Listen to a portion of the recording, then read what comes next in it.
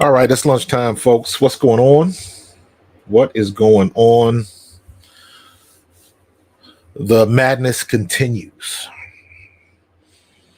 This is Coach Marcus, Pro Fan Talk Live at lunch. Thank you for joining me. Hope your sandwiches are good. We're going to be here pretty quick. You know how we work it. We'll get done, give you plenty of time to clock in, wash your hands, finish your sandwich, and get back to lunch. So I see the Eagles. I'm going to guess. I'm not looking at my Facebooks yet. So I'm going to guess that's Vince in the building. Let me see. See if the iPad's on yet. Yeah, it looks like we got it going. Let me see. Do I have? See what we can figure out. So yeah, man. All of this stuff with Saquon Barkley is still growing, getting bigger and bigger. I thought it was interesting that I understand Tiki Barber is doing a show. You know what I mean? I pretty much get that now. And this is how everybody does it. Everybody's about the likes. And even in this situation, it's almost like he wins. Because whether or not you like Tiki Barber or not, or you appreciate what he said, he's getting all the traffic. WFAN is getting all the traffic. So that's just the way that it is. What's going on, Jason? Appreciate you, bro, as usual. Yeah, man, it is what it is. It is what it is. But I will say this. I listened to the whole piece. I listened to the whole deal with Tiki, and I forget what the other guy's name is, because I believe the one clip that I saw, it was his co-host that said the dead to me comment. But I know I had seen a clip from somewhere on YouTube where it was actually Tiki that said it. So all I'm saying is the one that I watched. But it was the same tone, it was the same context and everything. So with that in mind, do I think that it came from a do I think it came from a bad place from Tiki? Like like he was really mad at Saquon and all of that kind of stuff. Honestly, I do not. Listening to the whole interview in that context and listening to the tone of how they were going back and forth, it wasn't coming from a hateful place. I will say that, because just from my little bit of research that I've done last night, there's been plenty of situations where Tiki and Saquon have been in the same space and they've been civil and cordial and all of that kind of stuff. Former Giants and all of that, man. So it's yes, it was tongue in cheek, and I say kind of because I got to switch it to looking at it from Saquon's point of view. Now we all running backs. I was a running back. Tiki running back. Saquon still a running back. But you got to look at it from the standpoint of all of the stuff that Saquon went through to try to set it up so he could stay with the Giants.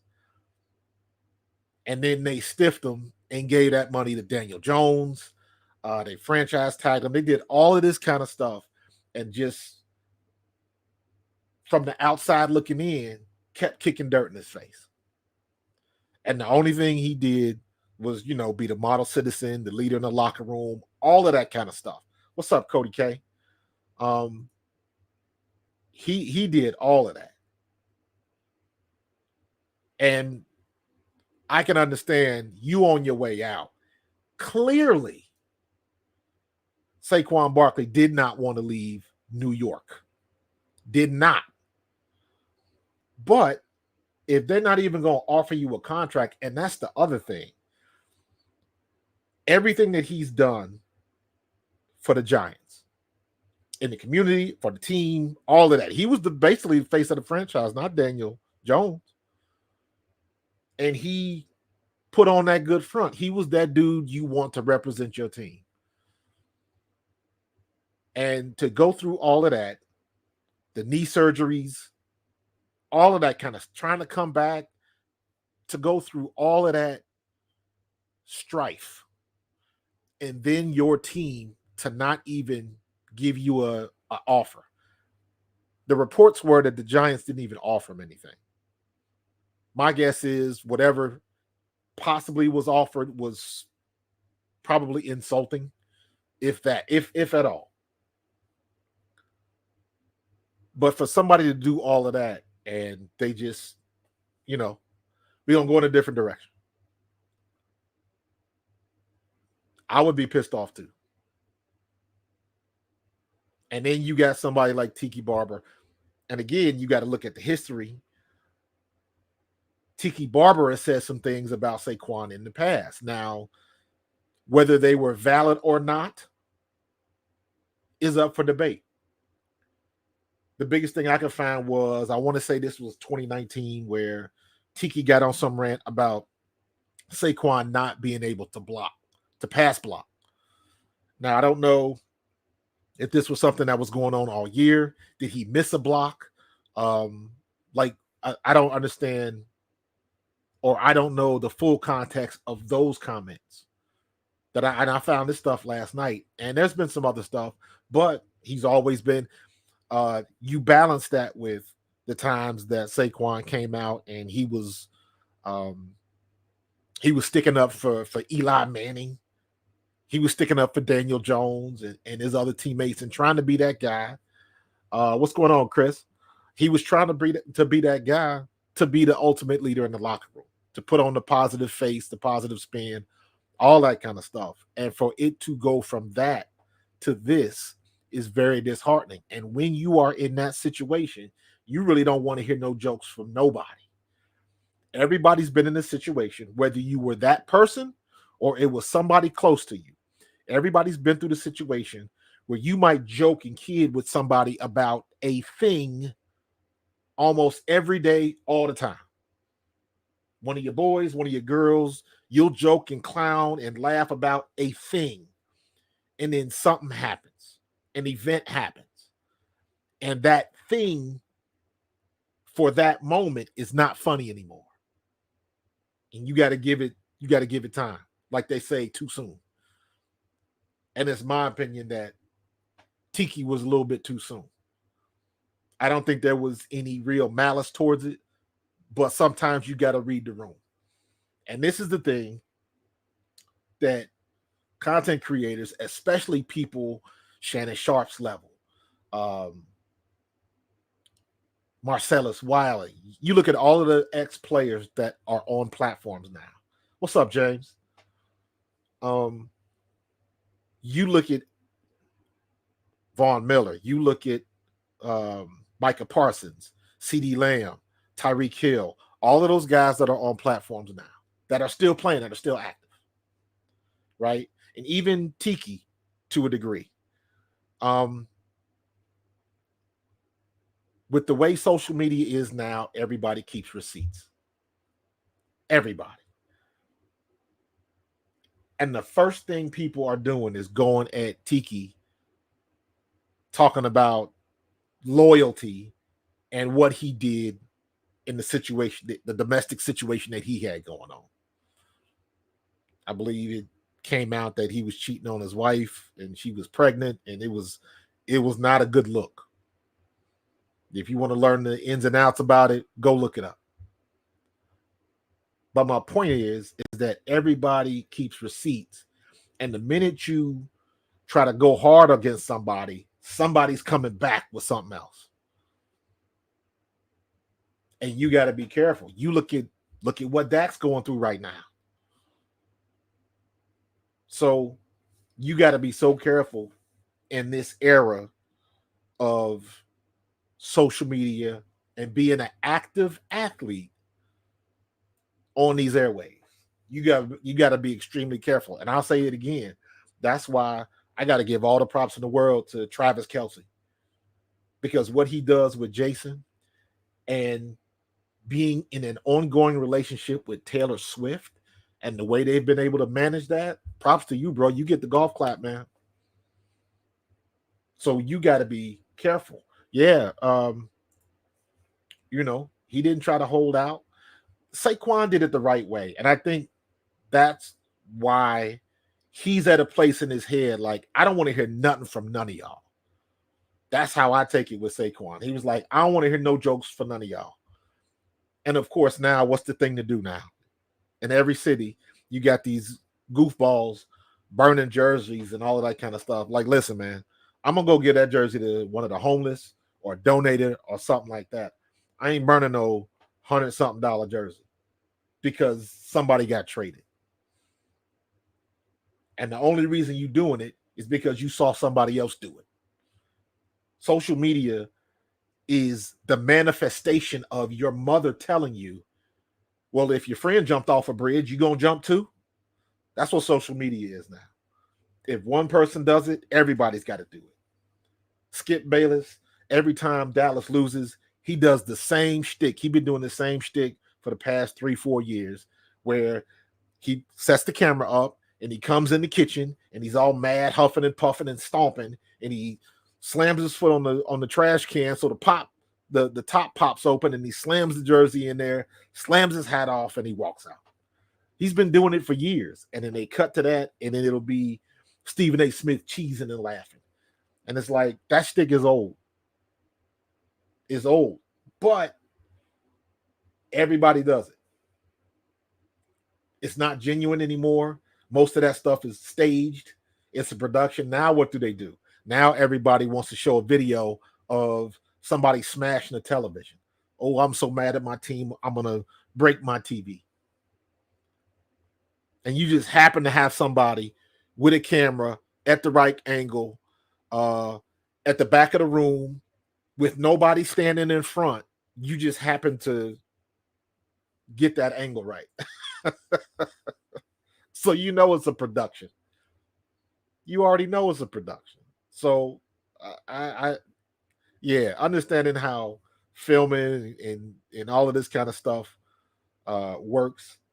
Like, you're just not going to, luckily, be at somebody's house party with 20-30 people watching a football game, and you just happen to be at the back of the room at the perfect angle to capture all of this stuff going on. So, they breaking their TVs, they running over them with cars and all of that kind of stuff. It's like, man, just stop it. Just stop it. So, yeah, I'm with you. I'm with you, Vince. Breaking TVs are over, bro. So, I didn't see that. Vince.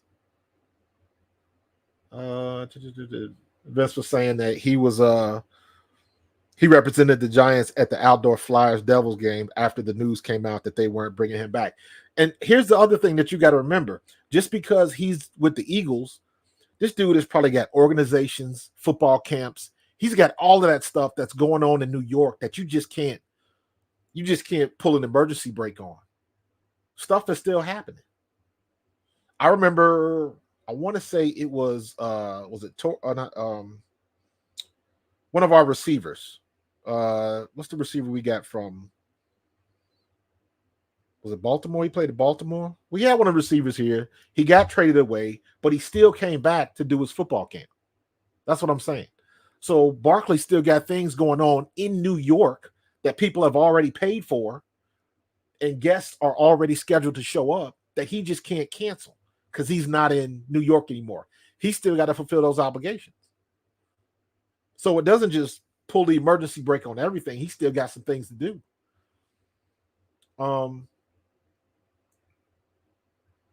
Somebody had asked a question about Chauncey. I wanted to get into that.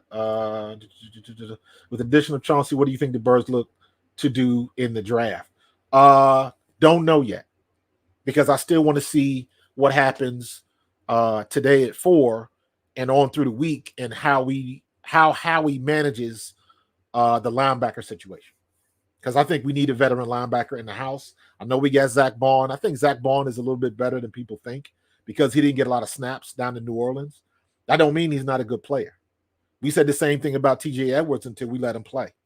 And that's the thing about, that goes back into this whole argument about how you evaluate players and drafts and all of that kind of stuff. Why did it take TJ Edwards so long to get on? because there were people in front of them. They were people from bigger schools and had more hype. But if you are a true evaluator of talent, how come it took so long? Talent is talent. If you fast, you fast. If you get to the ball, you get to the ball. There are some things that doesn't require a very trained eye to figure out. Xavier Worthy, you don't need 20 years of football experience and scouting experience to understand what it means for somebody to run a 4.21. You don't need that much experience. All you need to have done is go outside and play and run down the street with your friends. You know what fast is. You've been on the playground or intramural or at open gym, and you saw somebody that was hitting shots. You've seen somebody playing basketball that didn't belong on that court. He was way above everybody else on the court. Everybody's been in that situation. So you don't need a trained eye to figure that out. But every year you got so many people that just get overlooked. Torrey Smith. Thank you, Vince.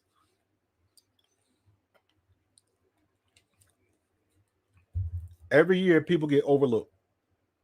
So I don't know what we're going to do.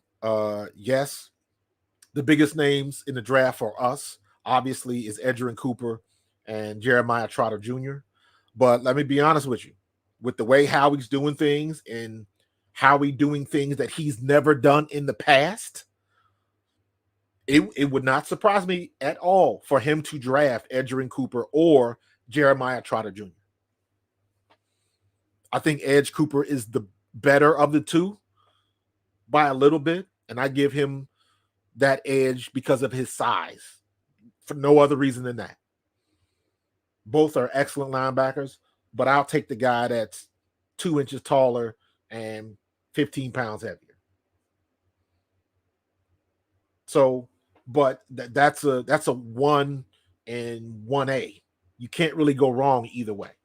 So it's all about the choice that we want to make. And like I was saying, Howie, with some of the things that he's doing now that he's never done in the past, he might surprise some people.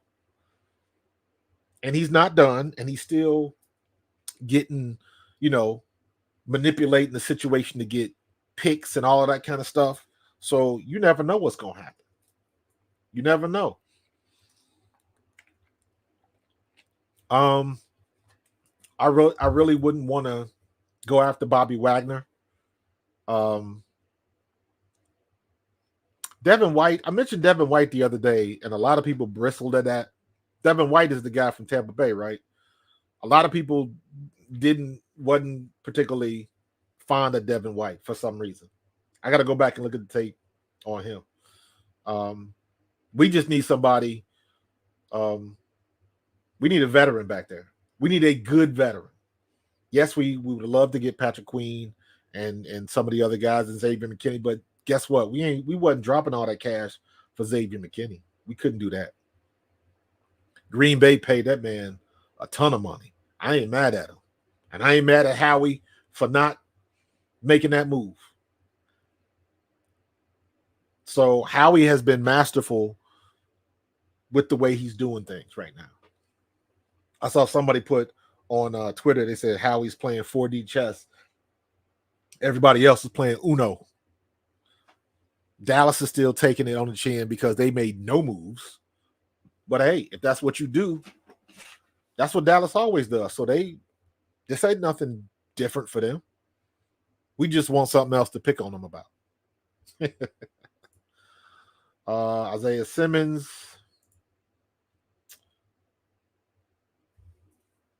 Yeah. I mean, Cody, you ain't wrong. And you got to remember, anything's going to be an upgrade to what we had last year. And I would be okay if we kept Zach Cunningham. Because in my opinion, I thought Zach Cunningham played okay in the circumstances. Nobody tackled, so that goes across the board. Zach Cunningham, Nick Moreau, all of them was missing tackles. Hey, Mr. Allen, I see you on Facebook.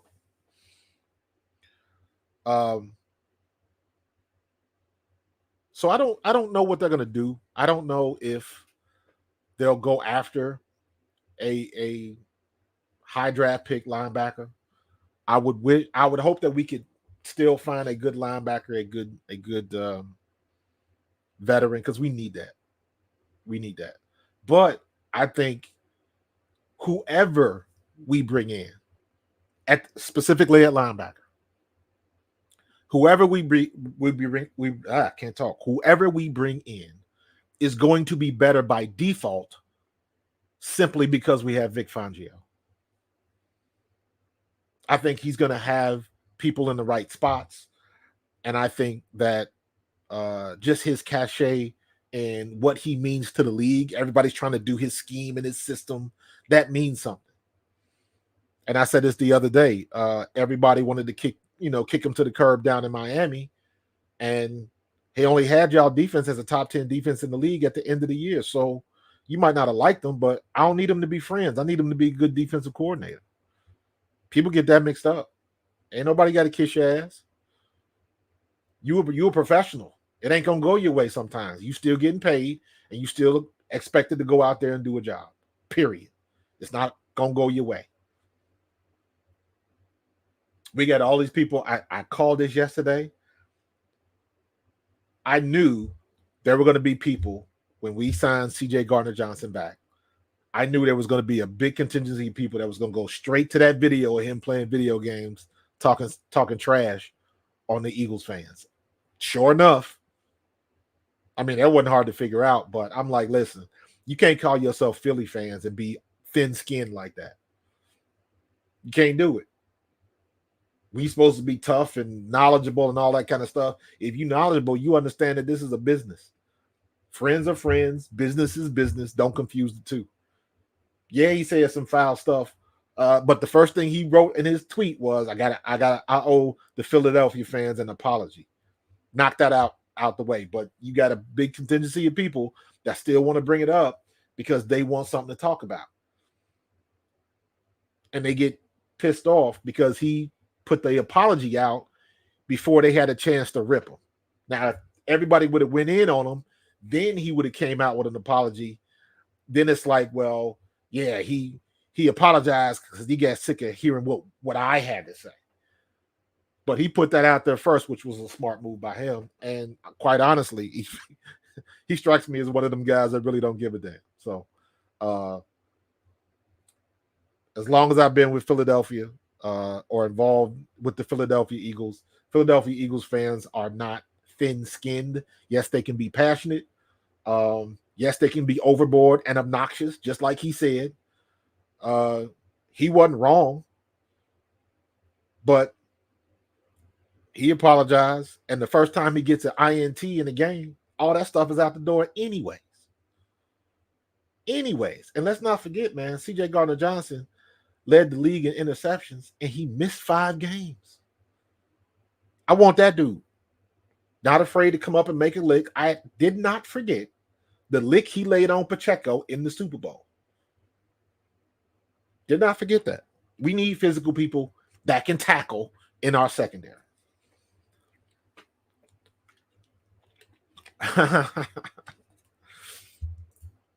No Justin Fields talk.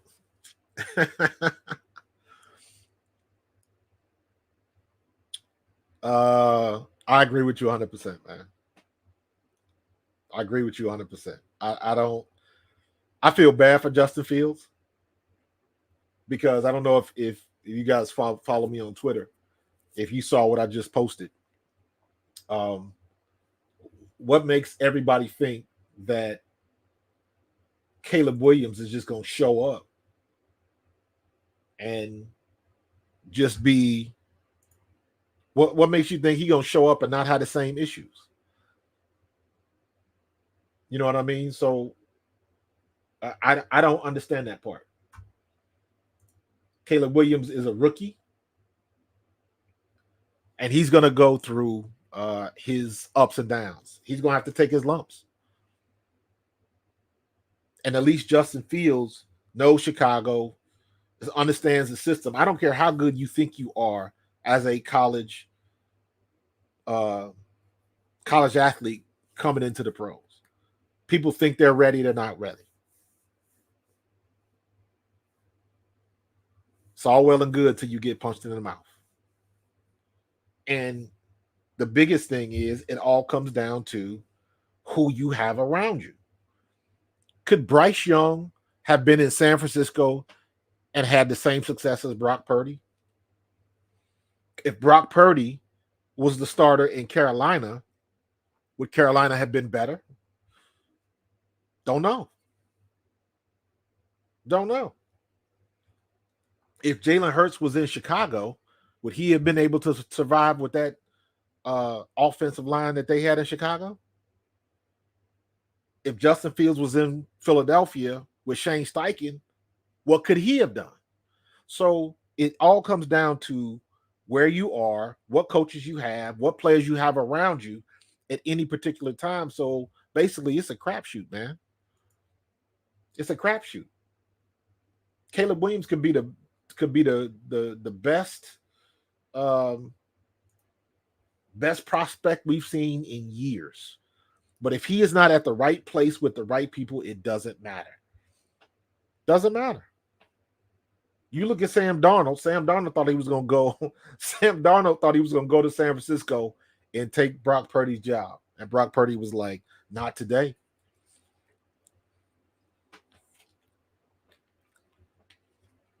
I like Brock Purdy. I don't like the 49ers for obvious reasons. All of the smack talk and Debo and all. And I was a fan of Debo. But I do like Brock Purdy because I always have admiration and respect for those guys that come in the league and nobody thinks they're going to do anything. Those are the guys I like to see. That's why I don't hate Romo. And to be quite honest with you, that's why I don't hate Dak. Because both those guys, nobody gave them any credit at all when they came out of college. Nobody liked Dak in Dallas until he was rookie of the year. And Romo, didn't nobody give a damn about Romo in Dallas until he started balling from Northern Illinois. And everybody, again, even back then, man, everybody gets caught on where'd you come from? Like nobody watched game tapes. And it was worse back in the day. Much worse. But now everybody's got tape on everybody. So what's the problem? Why can't everybody do a thorough job of vetting all of these draft picks? And they still don't do it. So Vince asks, any concern over Reed or CJGJ tandem being injury prone? Good chance. You know what? I was thinking about that yesterday. There is a good chance. And that the reason why I was thinking about that is because everybody was talking about Saquon and his injury history. Now, the one thing I will say, as a running back, the one thing people don't mention enough is Saquon is going to be playing on grass. So that's a bonus for him. As far as Reed, Blankenship, and CJGJ, I don't know. I hope they can stay healthy. But every year, that's a big if.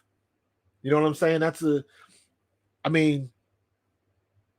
We saw, in my opinion, we saw two of the worst injuries I've seen in football in years. Exclude the Joe Theismann type stuff.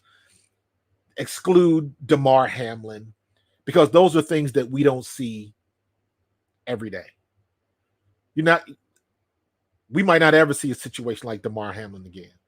We might not ever see a situation like Joe Theismann again. We'll see some people that break ankles and fracture leg, stuff like that. But the violence and the nastiness of the Joe Theismann thing was just different. It was next level. And let's be honest, people are built different now. But when you saw what happened to Joe Burrow, when you saw what happened to Dre Greenlaw, when you saw what happened to Aaron Rodgers, that's stuff that can happen while you walking to go get the mail. And that's essentially what happened. Greenlaw, nobody touched him. Aaron Rodgers, nobody touched him. Joe Burrow, nobody touched him. All they would do, Greenlaw was running on the field. Joey Burrow was just warming up. And Aaron Rodgers just took a standard 5-step drop. Nobody touched him. It just so happened that the expiration date on those Achilles expired at that particular time.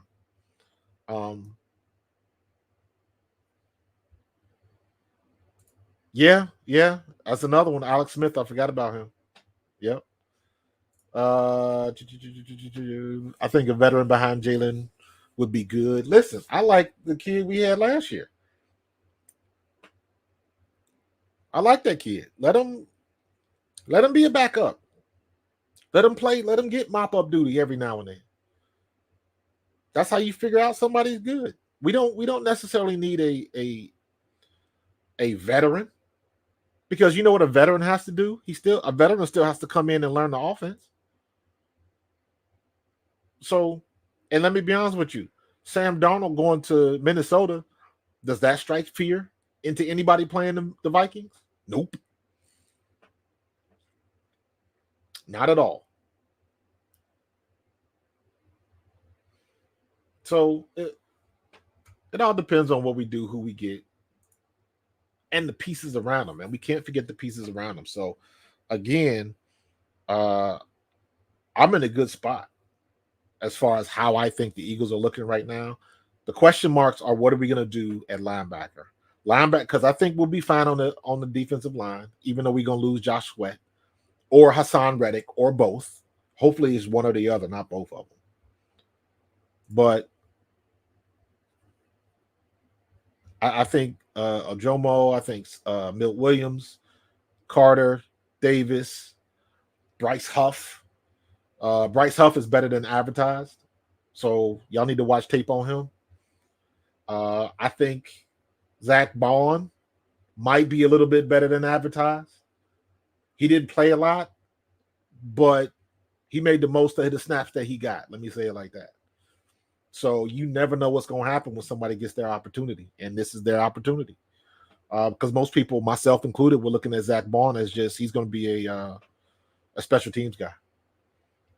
So, yeah, Tanner McKee, he was pretty good, but I mean, here's the thing, man. I can't even watch. It's hard to watch preseason games now. What you have to watch is you got to watch the tapes of when they have the joint practices, because that's where you can really see some stuff. It's to the point now where preseason games just are not fun to watch because they don't do nothing. Yeah, Eagles been robbing the Saints for years. So yeah, man. Jason, Isaiah Rodgers. That could be an upgrade. That could be an upgrade. But like I said, he's 26 years old. Coming from that's right. That's the dude. I'm thinking of somebody else, Jason. That's the dude we got that was suspended last year. Oh, definitely he'll be playing. I always forget about that guy. And he was a solid player for the Colts. So I think we're good in that regard. I always forget that dude. Out of sight, out of mind. So, and also you got to remember, when is Sidney Brown coming back? Sidney Brown is not going to be ready at the beginning of the year. So, CJ Gardner-Johnson, Blankenship. I don't know why so many people don't like Blankenship. I love Blankenship. Blankenship didn't, he got caught a couple times with some bad angles, but so did everybody else. That's why I can't really call him out, because he's a solid, heady player. He's a smart player. He knows what his limitations are. And again, I'm expecting him to be better under Vic Fangio. That's what I'm expecting.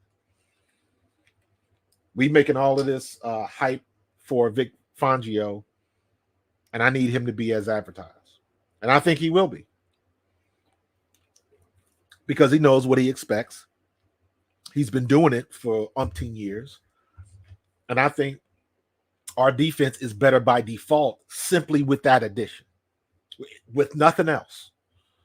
Simply having Vic Fangio on as our defensive coordinator, I think our defense goes from like 31st to like the lower to mid 20s without having done a thing or seen a thing. I think that's the type of cachet he brings into our locker room. So, but yeah, I like everybody on our defense. Our secondary is younger than people really think. I like CJ, but CJ is what, 26? This dude is 26. So we still relatively young. Slay is 30, and Bradbury is about to be 31. So Bradbury is probably going to be a backup. He'll be an expensive backup, but so be it. Yeah, Vince, I think the Eagles most likely will switch to a 3-4 or some kind of hybrid of. It would make sense. That's what Vic Fangio does best. So I don't expect him to stop. I think that's a big reason why, flipping sides on you, I think that's a big reason why we got Saquon Barkley. Because you look at Kellen Moore's history, you got to have a good back. And you got to have a kind of a big back. That's what he had in Dallas. That's what we got in Philly now. So I forget, man. I always forget Saquon is 6 foot, like 230. So we need those type of players. And I'm saying that, Vince, to your question, Vic Fangio has probably let it be known, or they already know, because they wanted Vic Fangio before he went to Miami. But they know what he's looking for. They know what he's about, what type of player he wants. They got a lot of history that can figure that out. And they have the same thing on offense. Kellen Moore knows what he wants. You can go back and you can look at the years where Kellen Moore had the most success, and then you just cherry pick and say, okay, I saw what you did there. I see who you had. Let's see if we can put together a similar package so we can have the same level of success. Not to mention, I don't think it's out of the ordinary or out of the realm of possibility for Howie to have looked at what happened with the 49ers when CMC signed. Because if you remember, they said the same exact things about Christian McCaffrey when the 49ers signed him from Carolina. Is he going to be worth the money because of his injury history? He had the same problems in Carolina that Saquon had in New York. And he was still putting it down. And I remember that when they made that deal, because they paid a lot to get him, and it's paid dividends.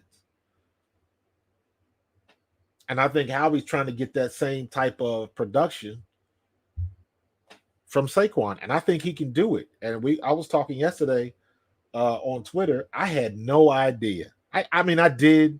I just wasn't paying attention to it. But I think I underestimated how bad New York's offensive line was.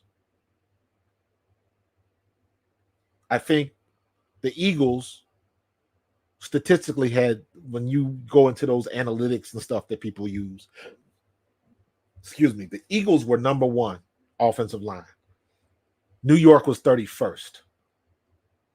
I know there's a stat out there that says Saquon Barkley got hit behind the line of scrimmage like some ungodly amount of time. It was like stupid. And he still managed to, get 1,000 yards. And I remember when we played him. The whole thing is you got to stop Saquon.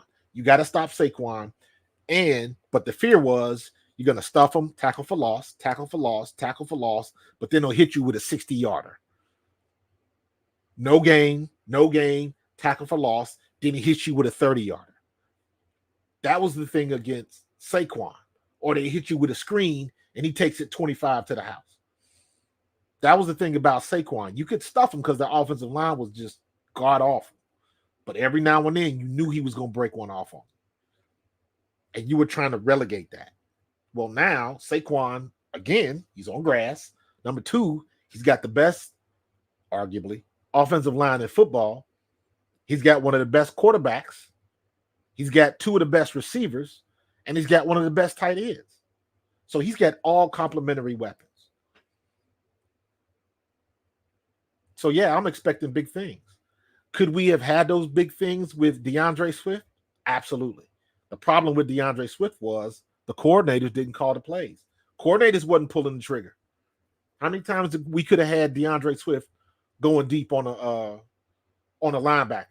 They didn't pull that trigger. They didn't design those plays for whatever reason. Maybe I'm wrong.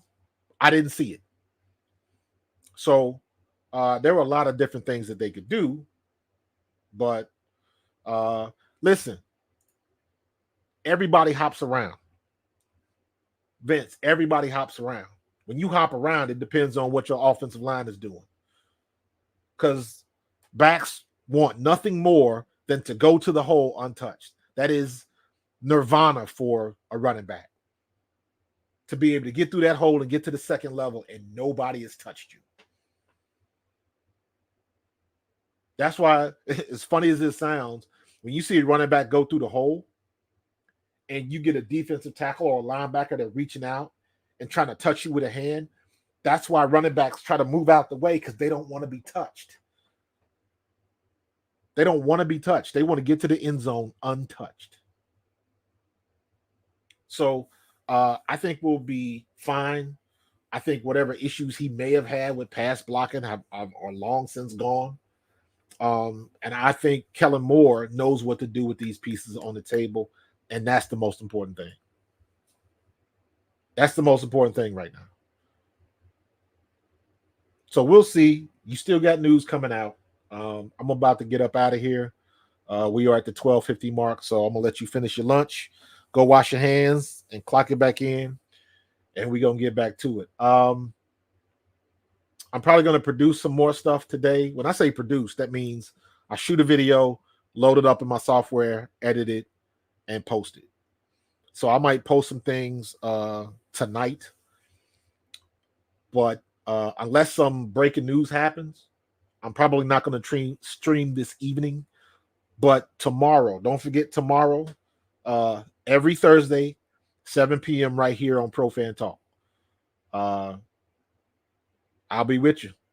Coach Marcus live on Pro Fan Talk right here. And I am positive there will be some more news tomorrow. So you guys enjoy the rest of your day. Enjoy this Wednesday. Finish your lunch. Enjoy the rest of your day. And I will see you on the next one. Talk to you guys later. Go Birds.